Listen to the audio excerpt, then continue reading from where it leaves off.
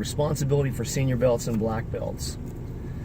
You know, everybody wants to be a black belt, but nobody wants the responsibility of showing up on time, of getting there early, of teaching, of disciplining students. A lot of black belts, when the instructors talk, they'll all nod their heads in agreement, but they'll never be the ones to speak up. They don't want to be the bad guys. But every one of you, regardless of what your belt is, if you're higher than someone behind you, you have a responsibility that comes with that belt. And the higher that belt is, the more responsibility there is that comes with teaching, and more importantly than that, helping your master train.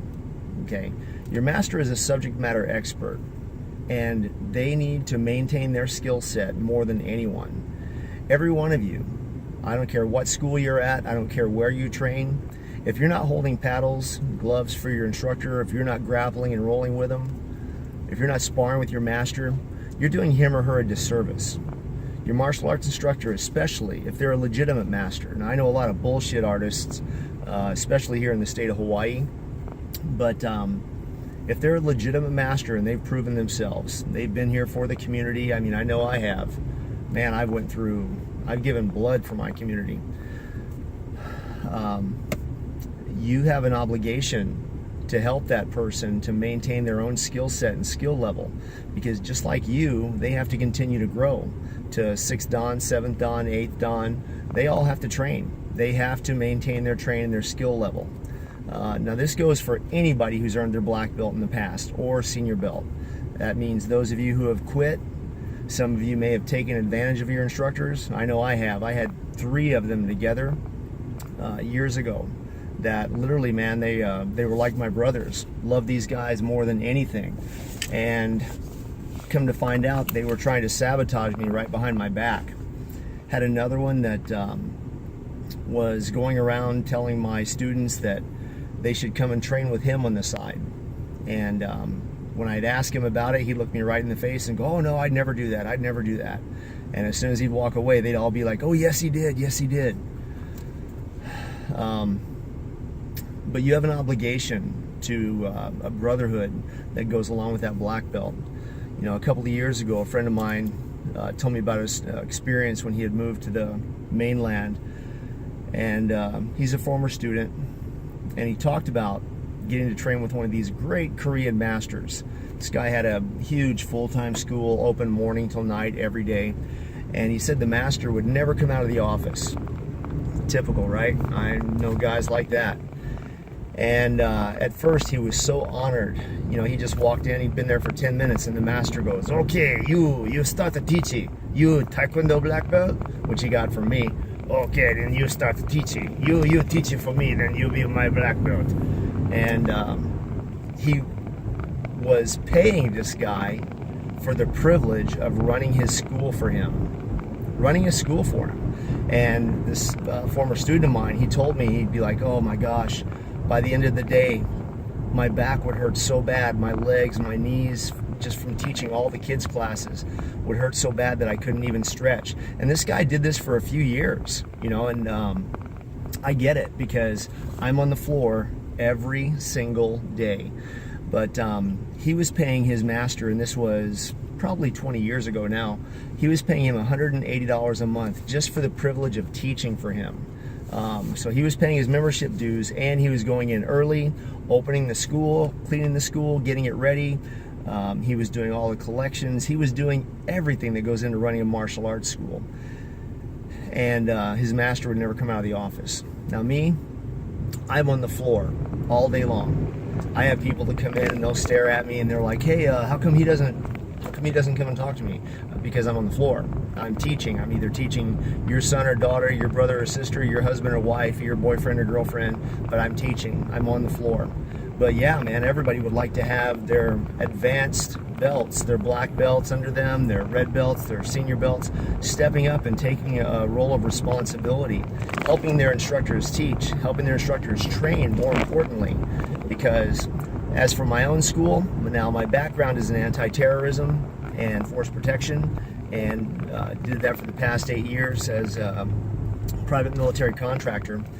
And I can tell you that I would often get a little bit of training at work, but never consistently. And in my own school, I talk about with kids situational awareness and what to do if an active shooter comes in.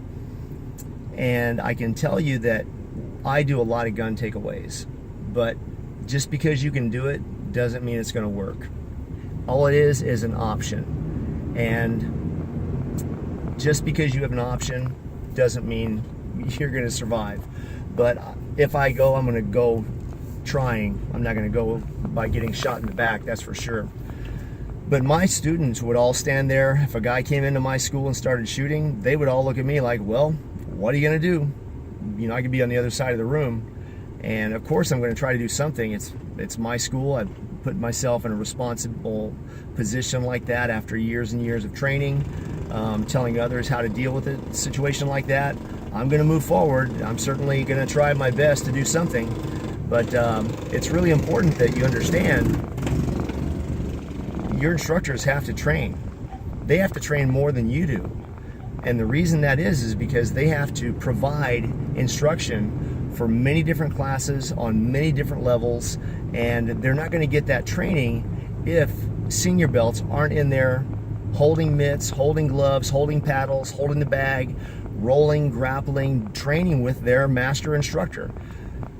And where today it's like pulling teeth to get even senior belts to want to do it. They're always grumbling, always an injury. But some of my best experiences were training with my instructor when I was growing up. Him taking the time and telling me, come on, we are going to do this, me and you specifically. I would go to his house and train. I'd be at the gym training. I was always available. And even if I had something else to do that was deemed as important, that went on the back burner.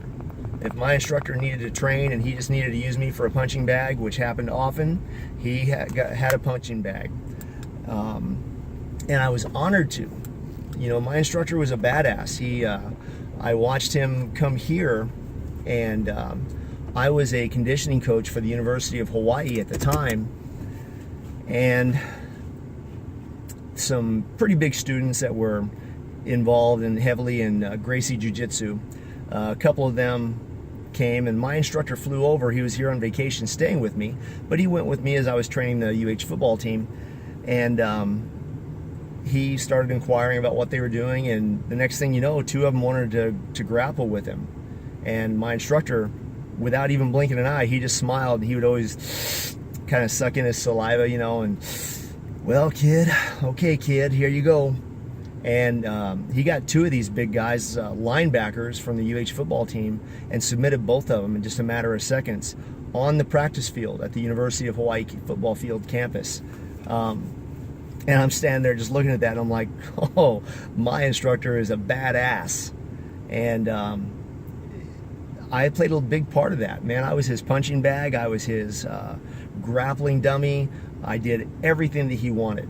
I was always there to make sure that my instructor, if he wanted to do something to perfect a skill technique, I was available. So I don't care where you're at, what school you go to. If you are training in martial arts, you owe your instructor to be there to hold paddles, to spar, to hold mitts, whatever they need. Hey, this is Bob Smith. Blood makes you related and loyalty makes you family. Out.